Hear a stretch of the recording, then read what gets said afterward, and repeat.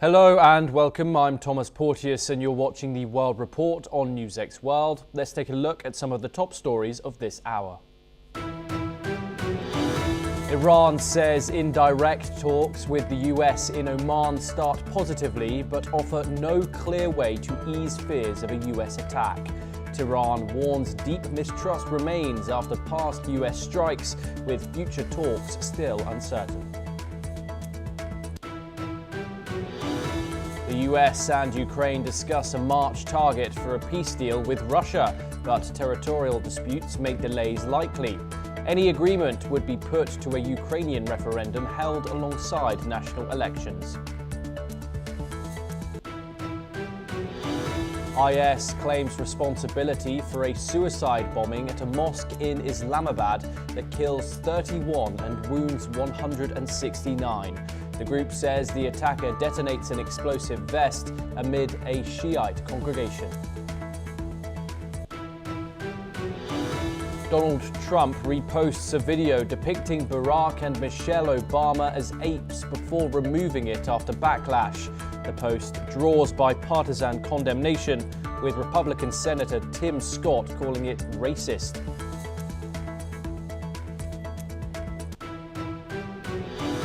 Trump signs an order warning of new US tariffs on countries that continue to trade with Iran, citing a possible 25% rate.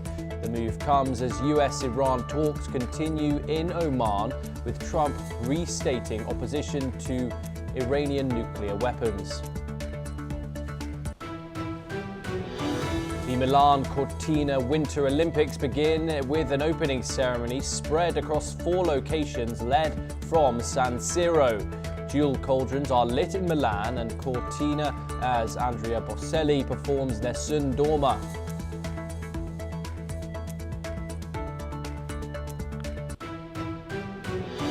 The Trump administration says it will not help return a student deported to Honduras, calling a judge's plan unfeasible.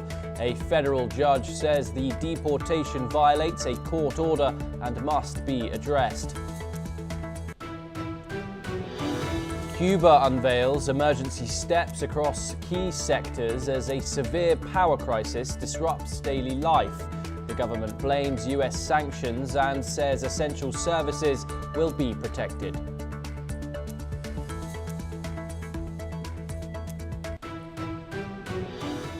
Those are the headlines for the hour, but we start in the Middle East, and Iran says its latest indirect talks with the United States in Oman mark what it calls a good start, with both sides agreeing to continue negotiations. Foreign Minister Sayed Abbas Araghchi says the discussions were held in a positive atmosphere and focused exclusively on Iran's nuclear program. He stressed that no other issues were discussed and said future rounds will be decided after consultations in both capitals. The two delegations did not meet face-to-face, with Oman's foreign minister shuttling between the two sides to exchange messages. Tehran also made clear that any progress depends on the United States refraining from threats or pressure. Joining us to discuss this is Matthew Vadum. He's an American journalist. He joins us live from Washington, D.C. Thank you very much for joining us, Matthew. Good to be here. These talks in Oman, there are talking of a second round already, early as next week, according to certain US officials. Is that a success in itself, that these two sides could at least continue dialogue? Yeah, I suppose it is. The fact that one side didn't storm out in frustration or anger is has got to be a positive thing. So yeah, I guess you could say it's a success, but it's a pretty tentative success, because I don't think they really accomplished very much today. But negotiations are complex, and they tend to be drawn out over a longer period of time. So I don't think anybody expected a miracle. Nobody expected the dispute between the two countries to be resolved on the first day. The first day just sets sets the tone for the rest of the talks.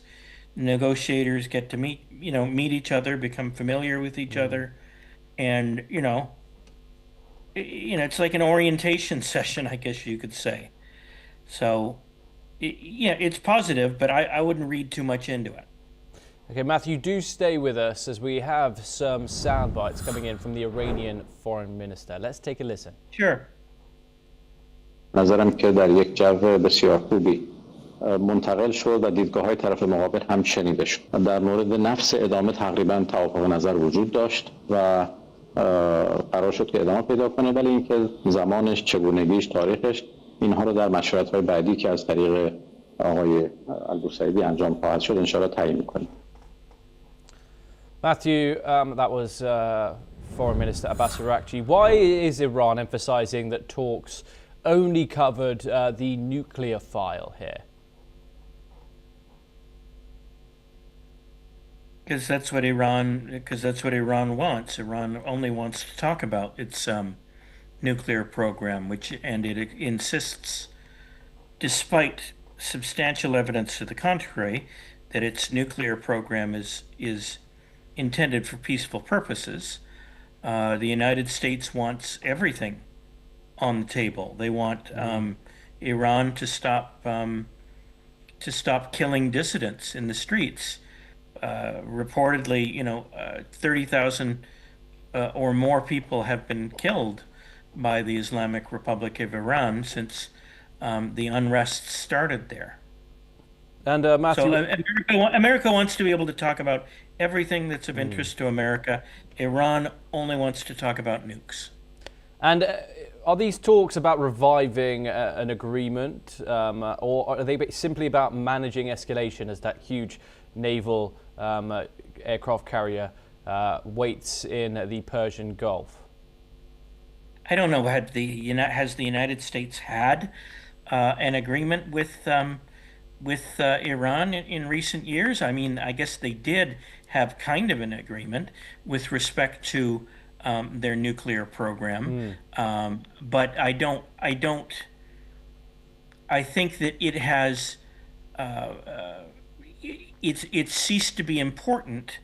This is something that I think was done. What was it under President Obama? Yes. I think that it's not taken seriously because it's pretty clear to the Americans, at least, that Iran is dead set on enriching uranium and using it to create nuclear missiles with which it could terrorize its enemies in the area. The so-called Little Satan, as the Iranians call it, Israel, and also use it to attack American facilities. Engage in nuclear blackmail with the Americans, against the Americans. So, that's what Iran. That Iran wants to have a free hand to defend itself and protect its position in the world without worrying about the United States. And President Trump, unlike his predecessor, President Joe Biden, is actually holding Iran's feet to the fire and insisting that they make concessions. Now, all of this, maybe the United States is just going to attack Iran anyway, but at least, regardless of how these talks go, but the United States is at least giving these talks a chance and seeing what happens and trying to cut some kind of a deal with the mullahs in theocratic Iran. President Trump, as I've said before, considers himself to be a master deal maker, and he's very confident in his own ability to strong arm other people into doing what he wants, or sweet talk them into doing what he wants. Matthew, do stay with us as we turn over to the United States for our next story. And President Trump has stated that answers in the case of Nancy Guthrie, the mother of television journalist Savannah Guthrie, could come very soon. The FBI and local authorities are intensifying their investigation after a ransom note surfaced in the kidnapping case. Nancy Guthrie, who's 84 years old, was abducted from her home near Tucson on January the 31st, and her family is still awaiting proof of life. Meanwhile, the FBI is actively examining a new message in the case, although no suspects have been identified yet. Furthermore, the second deadline for the ransom demand is set for next Monday. Let's take a listen into what the US president had to say on the issue. I'll give you a little statement. I think we're doing very well on that regard. You're probably surprised to hear that. I think we're doing very well. Very well, meaning we have some clues, I think, that are very strong. And I think we could have some answers coming up fairly soon. We have some things, I think, that will maybe come out reasonably soon from DOJ or FBI or whoever that could be a suspect. Yeah, it could be definitive. So A lot's taken place in the last couple of hours. A lot of things have happened with regard to that horrible situation in the last couple of hours. Matthew Vadum joins us once again. Matthew, why is the president commenting publicly on an active kidnapping investigation? Well, that is the $64,000 question, isn't it? To use an American expression referring to an old game show, TV game show. I'm not entirely certain why he's so interested in the case. Perhaps because the Nancy Guthrie is the mother of a fairly beloved TV talk show host, her daughter Savannah Guthrie, co-host of the Today Show, and which I think is on NBC, and you know, people are concerned about what's happening with Nancy Guthrie. They don't like that she's been kidnapped and is being held hostage, and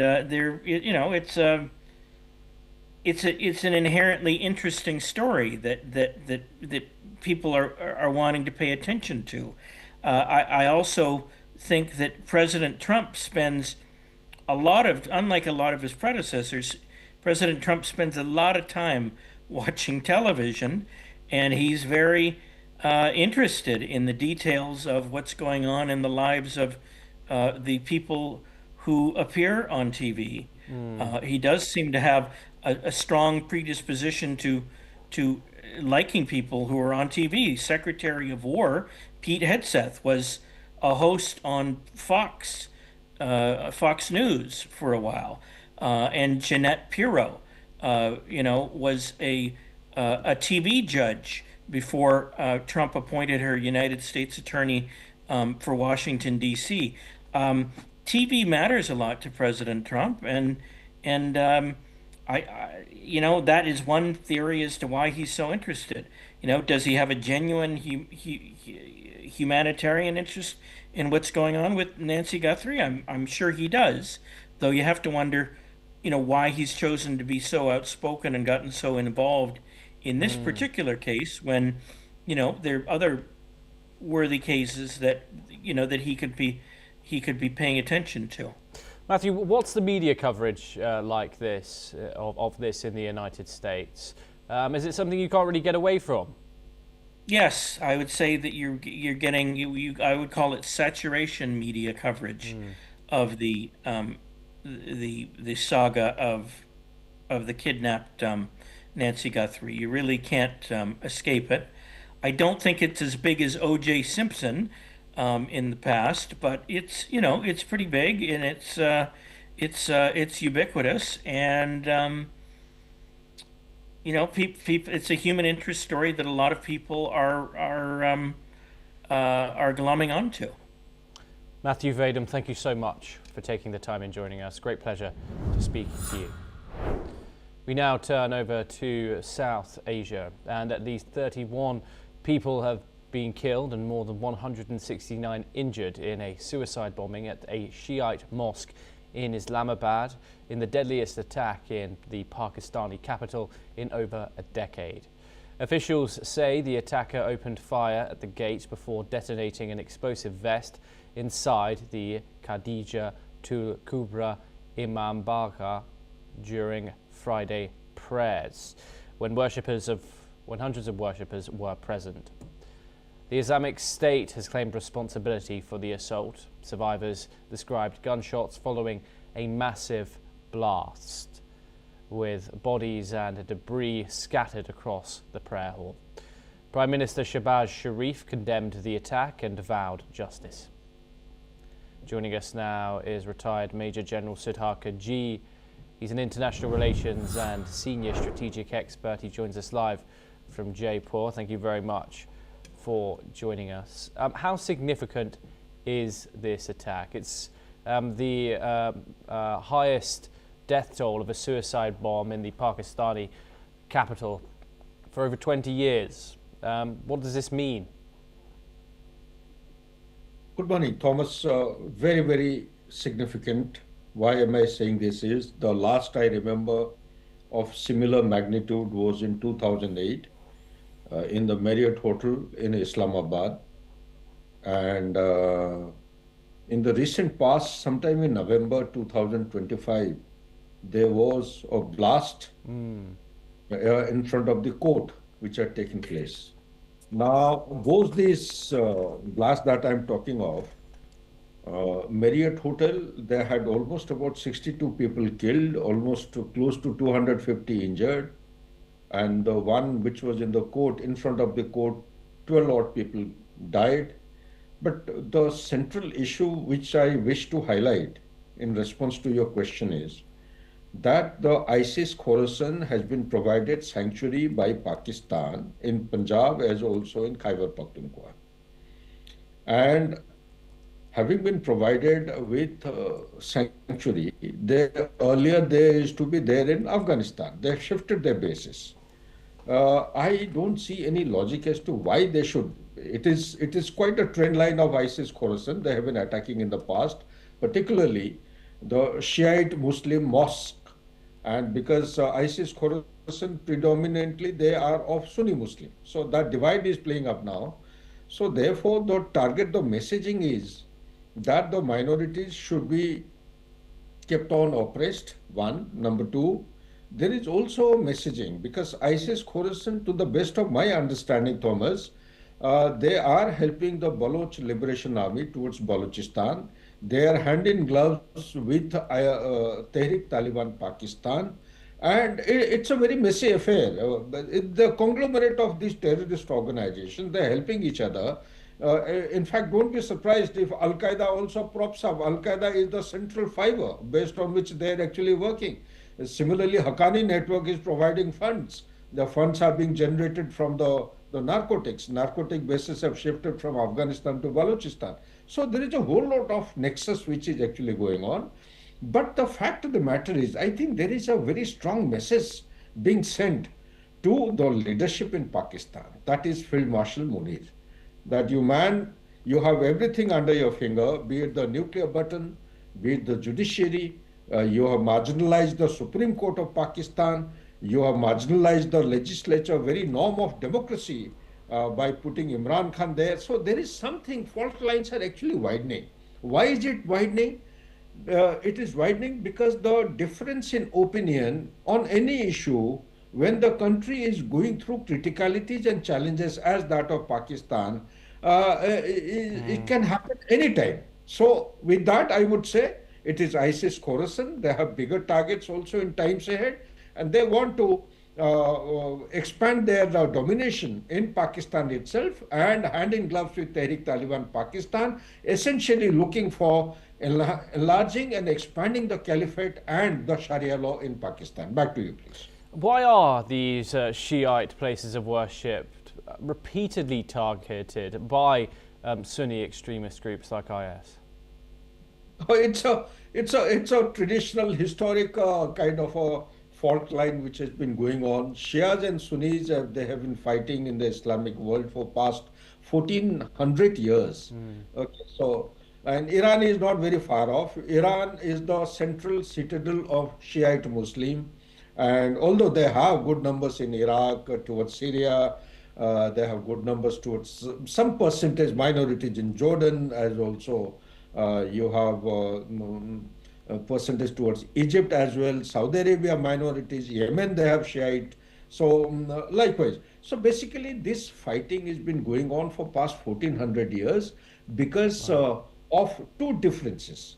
One, the practices which they follow. So Shiite is basically, I would say, a moderate kind of a Muslim, and the Sunnis, they are an extremist kind of a Muslim. The extremist Muslim, the Sunni Muslim, they prefer, their leanings are towards Sharia law, whereas the Shiite, they form a kind of a moderate Muslim, but actually, inclined towards a democratic kind of, more liberal kind of a Sufism kind of a society and lifestyle.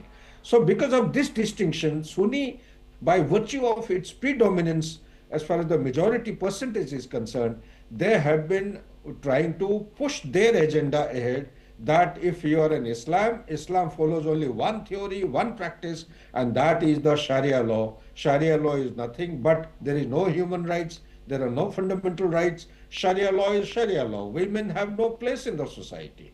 So that kind of things, So therefore, this divide has been actually leading to a kind of a continuous, ongoing, consistent fighting between the two groups. Whether it will patch up or not, it is anybody's guess. But in Pakistan, this may become a turning point which will further divide the society, because the Shiite is in next door, Iran.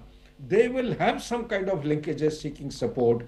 They will also have support from some unknown quarters within Pakistan itself, because people are very agitated in this digital world. So like we have been talking about Gen Z and all, those groups are actually expanding. The youth bulge in Pakistan is huge as that of India. May not be in size, but the percentage I'm talking. So if they get somehow, instigated, then things may go extremely out of hand. Munir will find it very difficult to control. Back to you, Thomas. Pakistani officials have also claimed that the attacker had links to militant based in neighbouring Afghanistan. These are allegations that Afghan authorities denied. Is there weight in any statement coming out of Islamabad with that? Possibility? Yeah, obviously. You see, at some point in time, ISIS Khorasan, they had the basis in Afghanistan. The biggest enemy of Taliban of Afghanistan is ISIS Khorasan. They have pushed them out, but still the bases exist. And when I talk about the linkages, the ISIS Khorasan and Tehrik Taliban Pakistan, they are hand in gloves. Tehrik Taliban Pakistan, they have bases in Afghanistan. You cannot deny this fact across the Durand line. So the leadership in Taliban, they may say anything, but without the sanctuary and support of the host government, that is the Taliban in Afghanistan, the Tehrik Taliban cannot be so formidable, so strong. The weapon systems are coming from Afghan army to Tehrik Taliban Pakistan to Balochistan army, Liberation Army, armed force, the national army they have formed. The weapon system, the ammunition, the transaction, the Hawala fund is also passing through Afghanistan. They may deny the fact, but as per my study, these are very, very clear, and they're actually happening, and it is quite possible.